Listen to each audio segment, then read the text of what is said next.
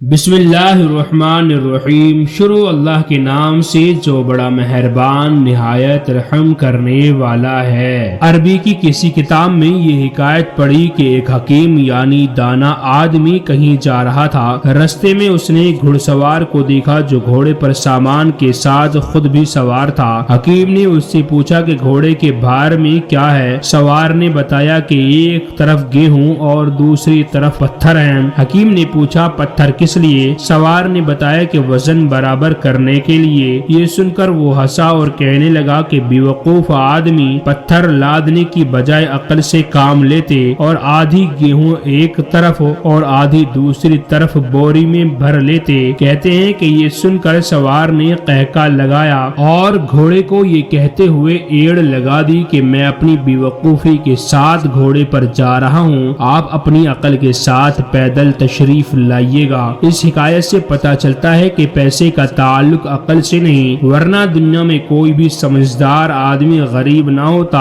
اور کوئی بیوقوف مالدار نہ ہوتا۔ آپ دیکھتے ہیں کہ بھانڈ، مسخرے اور بیوقوف لوگوں کے ہاں پیسے کی ریل پیل ہوتی ہے اور بڑے بڑے پڑھے لکھے مشکلات میں گھرے اور اپنی سفید پوشی کا بھرم رکھنے کے لیے تگ و دو میں مصروف ہوتے ہیں۔ اس لیے آدمی محنت اور تگ و دو کا پابند ہے، لیکن اس کی محنت کا نتیجہ اس کے ہاتھ میں نہیں، اسی کا نام تقدیر ہے۔ اب اگر کوئی آدمی ہاتھ پر ہاتھ دھر کر بیٹھ کر تقدیر کو کوستا ہے تو غلط کرتا ہے، اور اگر محنت اور جدوجہد کے بعد ناکام ہوتا ہے تو یہ اور چیز ہے۔ اس لیے محنت اور جدوجہد مسلسل کرتا رہے اور اسی کے ساتھ اس بات پر بھی یقین رکھتا رہے کہ ہر چیز کا ایک وقت مقرر ہے، اس سے پہلے وہ کام نہیں ہو سکتا، مگر وہ وقت ہمارے علم میں نہیں۔ اس کی مثال یوں سمجھ لیجئے کہ ایک آدمی نے 100 فٹ زمین اس امید پر کھودی کہ مجھے کوئی خزانہ مل جائے گا، لیکن اسے کچھ نہیں ملا تو اس نے محنت ختم کر دی۔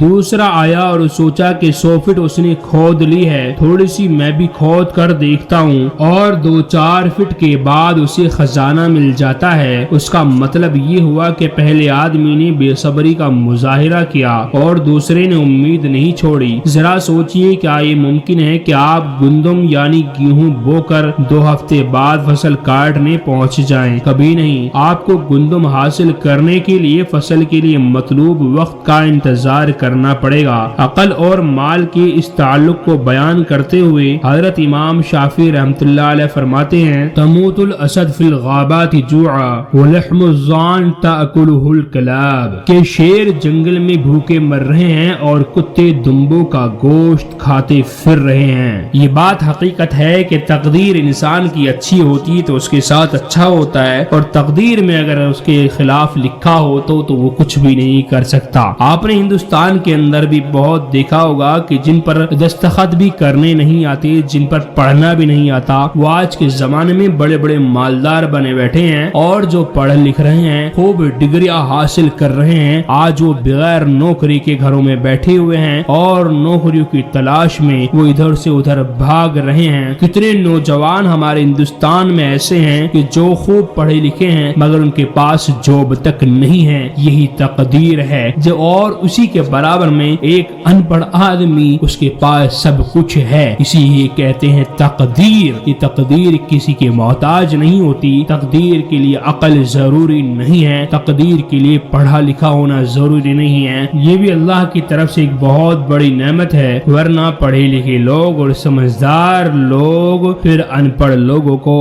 یا بیوقوف لوگوں کو دنیا کے اندر جینے نہ دیتے۔